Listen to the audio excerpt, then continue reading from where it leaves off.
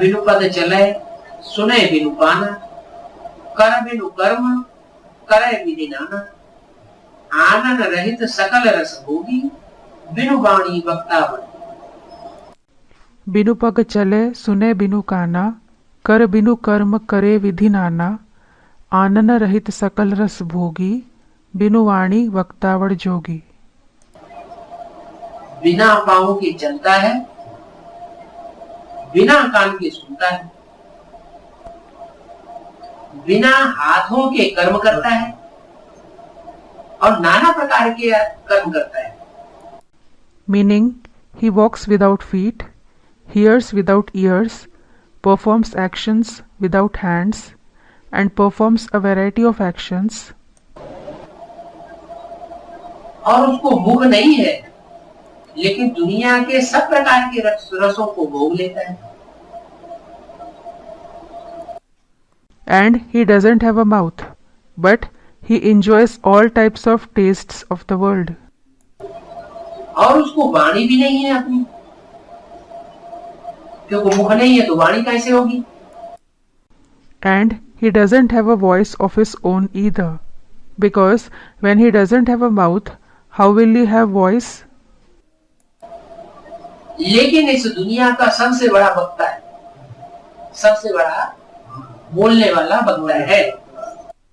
Still, he is the biggest spokesman of this world, the greatest speaker who speaks. ये कैसे हो सकता है? वो तो पंडित लोग जो है वो तो कहते हैं कि देखो कितनी वंडरफुल बात है, उसको हाथ नहीं है, पाँव नहीं है, कान है, लेकिन सब कुछ करता है। वो तो भगवान है, कुछ भी कर सकता है। How is it possible? Those pundits certainly say, see how wonderful thing it is that he doesn't have hands, feet or ears. Still he does everything. He is God. He can do anything. लेकिन ऐसी बात नहीं, जो असली बात है वो भूल जाते हैं कि गीता में एक शब्द आया है प्रवेश में, मैं प्रवेश करने योग्य हूँ।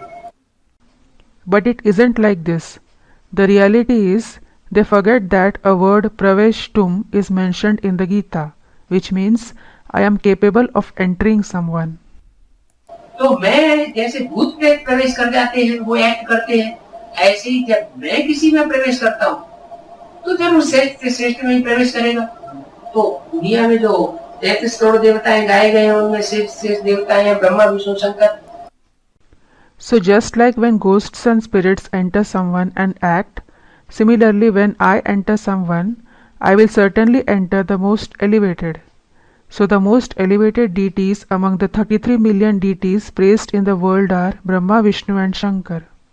उन तीनों देवताओं में जो श्रेष्ठ से श्रेष्ठ शंकर कहा जाता है, उसमें प्रवेश करके जब मैं कार्य करता हूँ तो उस स्वरूप के लिए कहा जाता है कि वो वास्तव में बिना पाँव के चलता है। When I enter Shankar, who is called the most elevated among those three deities, and perform task, it is said for that embodiment that actually he walks without feet. या उसके लिए कहा जाता है कि उसको पाँव नहीं, लेकिन जिस शरीर में प्रवेश किया है उसको पाँव तो है, लेकिन उसने पाँव भी जब दे दिए, ये हाथ भी उसको दे दिए, ये आंखें भी उसको दे दी, ये वाणी भी उसको दे दी। ये वाणी से एक शब्द भी ऐसा नहीं बोल सकता जो उसकी मन के विपरीत है। What?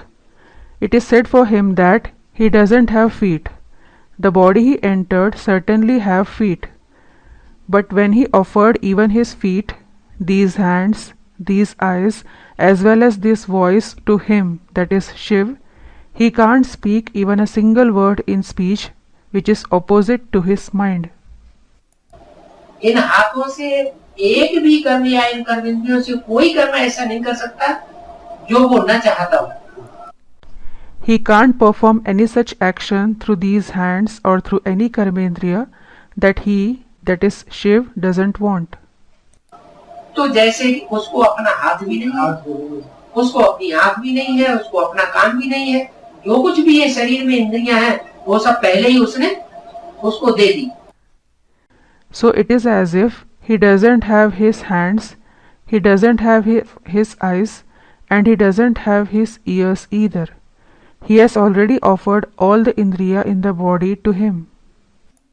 तो इसलिए ये श्लोक बना, ये चौपाई बनी है कि बिनु पद चले सुने बिनु कान. This is why this shlok or quatrain, that is chaupai, has been made binu pag chale sune binu kana. माने वो निराकारी स्टेज में होकर के सारे कार्य करता है, इसलिए उसको कोई कर्म भोग नहीं मिलता. It means he performs all the tasks in incorporeal stage. This is why he doesn't experience any fruit of actions.